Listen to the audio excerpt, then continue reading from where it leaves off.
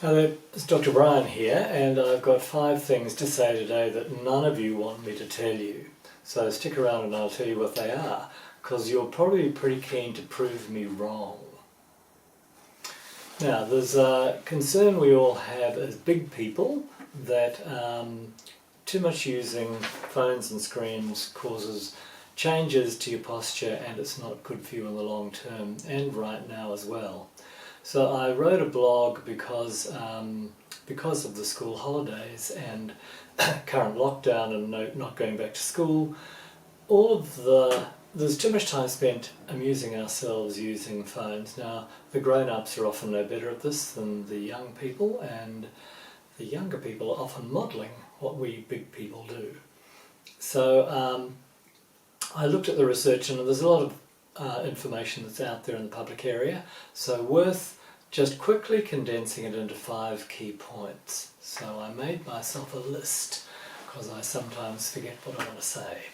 Now, we know from the Posture Pro software that we use as part of our posture analysis that as you move your head forward like this, it increases the workload of the neck muscles really quickly. So you don't have to have your neck far forward before the neck muscles are doing over 200% the amount of work that they would normally do. So it's about something like a 5 centimetre forward shift, and suddenly the neck muscles are working twice as hard.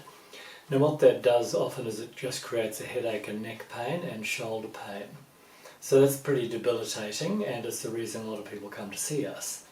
So that's a big, simple change that's caused by looking down. The longer you do it, the worse it gets. Now, as we increase our use, and that's considered by the research to be more than 4 hours a day, which immediately seems like a long time and you'd say, I'll never do that. But if you add up all the 5 and 10 minute gaps and the few hours in the evening, you'll pretty quickly come to 4 hours. And if you are using your phone 4 hours and more, probably less for some people, it could be 2 hours, there's definitely a registered increase in depression and anxiety and poor sleep.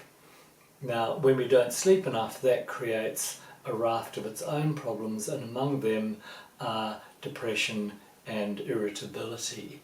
You just look at any little child, a 2-year-old, and if they haven't had a good sleep, they're very irritable, and it's usually fixed. If you put them down for a quick nap, they get up and they're like a new person. So same rules apply for grown-ups. If we haven't slept enough, we're more likely to be irritated and angry.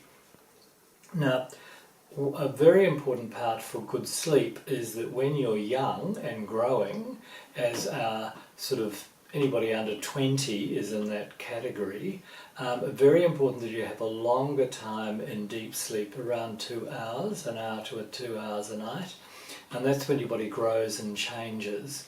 So if you're shortchanging yourself by poor sleep, you don't access that, so you will not grow. You'll be behind your peers for growth, and you won't get the right brain development and brain changes that occur during the sleep time when your body's in the growth phase. So we know that little people, babies, sleep an awful lot because their body is growing. And as young people, you should be in bed with lights out. Really if you're say 12, between 8 and 9 you should be in bed asleep, and then you'll be up between 6 and 7 in the morning. You need that 8 to 9 hours of good quality sleep to improve and optimize your growing potential. If you're short in your class, then maybe more sleep will help. Now we've also seen, this is not widely researched, but there is quite a bit of research done around phone radiation and the damage that occurs.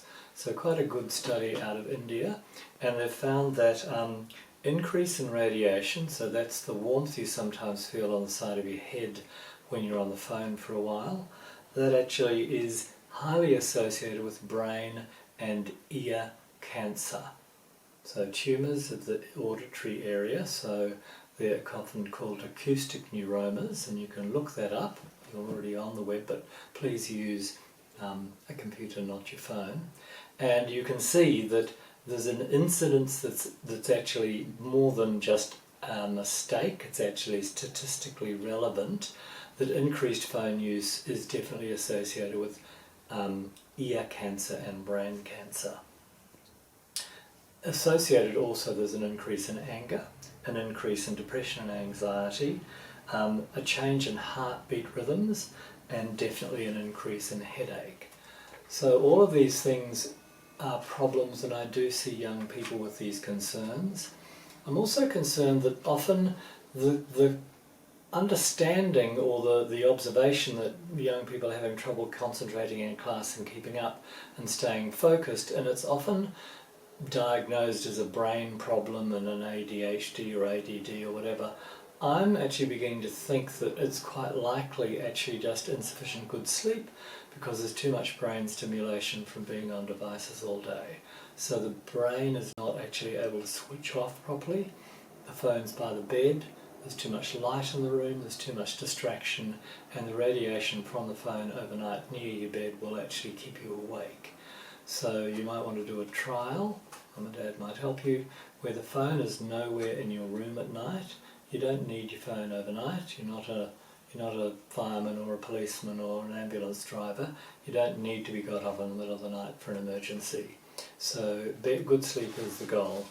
Now, what I also know, and there's actually quite a bit of research around this, that phone apps and games are designed to be addictive. They are stimulating the same brain reward centre as heroin and alcohol. So you may think that you're not addicted to them, but just observe how often you reach for the phone to catch up on what's happening, how hard it is to put the phone down when you're in the middle of a game. It's not uncommon, if you're playing a game of bridge or writing a story or whatever, you often want to stay in it, but there's an addictive component built into the games that makes it very hard to stop and makes you want to go back. And so it makes it much harder to stop using your phone because it is addictive, and you can see it in others. Maybe you can't see it in you, but you can see other people will be constantly putting their hand in their pocket and checking their phone for some sort of update, and the alerts component of all the apps means that you're constantly being drawn back to look into the phone for something, and when you're there you see something else. So probably stopping will be very difficult, like coming off heroin. And there's numerous ways, there's drugs that people use to come off heroin. So there's not a drug to come off a phone, but the drug I would suggest is endorphins, so other feel-good hormones that are produced by the body with exercise and activity. So I think that the best way to take yourself off the phone is to run out, go outside and play a game with your friends. Do something physical outside in the sunlight, and that will be good for your body because the sun is very powerfully helpful for the body. And getting out and about and having fun with friends will actually be, you'll forget that you are sort of supposed to be checking your phone right now. So this is very important for future health and for immediate health. So my recommendation is that we only use our phones for a limited time every day, that we actually put them away and don't use them or look at them, that they're not in your bedroom overnight, that you get out and play with your friends in real time in the world. And I'll wish you the best. I'm happy for any comments or inquiries. Please feel free to comment below. But this, I think, is a very important area for future generations for growth and health. So stay super healthy and do that with good rest and having fun in real time, in real life with all your friends. All the best.